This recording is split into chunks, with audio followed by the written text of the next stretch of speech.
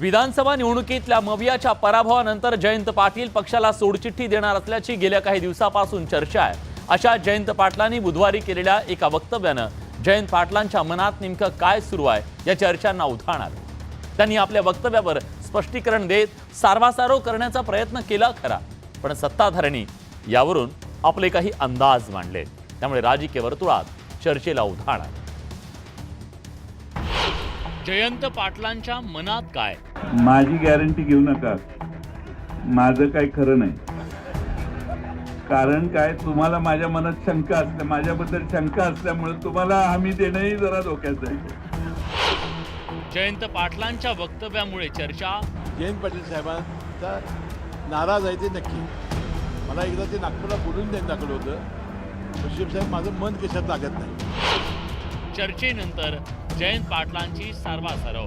त्यामुळे त्याचा अर्थ इकडे पक्षात जाणार का तिकडे पक्षात जाणार असं काढण्याची काही आवश्यकता नाहीये।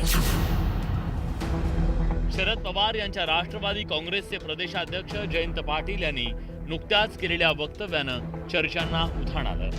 शक्तीपीठ महामार्गाविरोधात आझाद मैदानावर विरोधकांकडून काढण्यात आलेल्या मोर्चात जयंत पाटील बोलत होते। यावेळी मागील लोकसभा निवडणुकीत राजू शेट्टींबाबत संदर्भ देत त्यांनी केलेल्या एका वक्तव्यानं अनेकांच्या भुवया उंचावल्यात। माझी गॅरंटी घेऊ नका, माझं काही खरं नाही। कारण काय, तुम्हाला माझ्या मनात शंका असल्या, माझ्याबद्दल शंका असल्यामुळे तुम्हाला हमी देणंही जरा धोक्याचं आहे। त्यांना 100 वेळा सांगत होतो, आघाडीकडून उभा राहावा। बंटी पाटलांना विचारा, बंटी पाटलांना 100 वेळा सांगत होतो, आघाडीकडून उभा राहावा। यांच्या मार्फत निरोप दिलेले। 2023 मध्ये राष्ट्रवादीत फूट पडल्यानंतर जयंत पाटलांनी मात्र शरद पवारांची साथ सोडली नाही। त्यामुळे शरद पवारांनी जयंत पाटलांकडे पक्षाचं प्रदेशाध्यक्षपद कायम ठेवलं। लोकसभा निवडणुकीत शरद पवारांच्या पक्षाचे 8 खासदारही निवडून आले।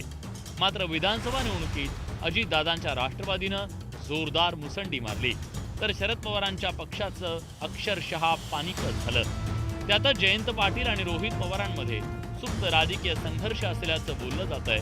या पार्श्वभूमीवर जयंत पाटलांच्या पक्ष सोडण्याच्या चर्चा अधूनमधून सुरू असतात। आता जयंत पाटलांनीच केलेल्या वक्तव्याची रीव ओढत सत्ताधाऱ्यांनी आपले अंदाज वर्तवले। नाही, ते जयंत पाटलांना विचारलं पाहिजे। एक मात्र गोष्ट ठळकपणानं माझ्या लक्षात आलेली आहे आणि तुमच्याही लक्षात आली असेल, विधानसभेच्या निवडणुकीच्या निकालानंतर महायुतीला प्रचंड यश लाभल्यानंतर जयंत पाटील साहेबांचा नाराज आहे ते नक्की। मला एकदा ते नागपूरला बोलून द्यायला दाखवलं होतं, बशीर साहेब माझं मन कशात लागत नाही असं ते म्हणाले होते। आता मला काय वाटतं की 5 वर्ष ही सगळं टिकवणं, पक्ष टिकवणं सत्तेत नसताना हे फार अवघड गोष्ट आहे।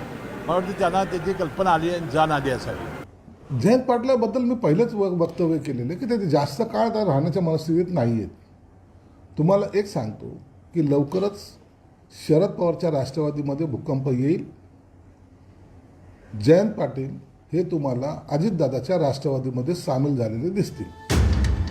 आपल्या वक्तव्यावरून चर्चा सुरू होणार हे लक्षात येताच जयंत पाटलांनी आपल्या वक्तव्याबद्दल स्पष्टीकरण दिलं।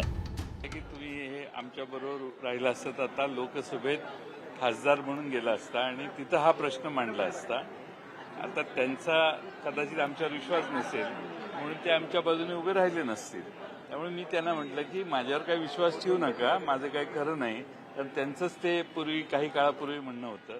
त्यामुळे त्याचा अर्थ इकडे पक्षात जाणार का तिकडे पक्षात जाणार असं काढण्याची काही आवश्यकता नाहीये। काही दिवसांपूर्वीच भाजपचे प्रदेशाध्यक्ष चंद्रशेखर बावनकुळेंची जयंत पाटलांनी भेट घेतली। मात्र मतदारसंघातल्या कामांबाबत भेटल्याचं सांगत या चर्चांवर पडदा टाकण्याचा प्रयत्न केला। 2019 मध्ये राज्याच्या राजकारणात मोठ्या उलथापालथी झाल्या। या सगळ्या पार्श्वभूमीवर जयंत पाटलांच्या वक्तव्यानं चर्चांना हवा मिळतेय एवढं नक्की। Bureau report, news 18 Lokmat.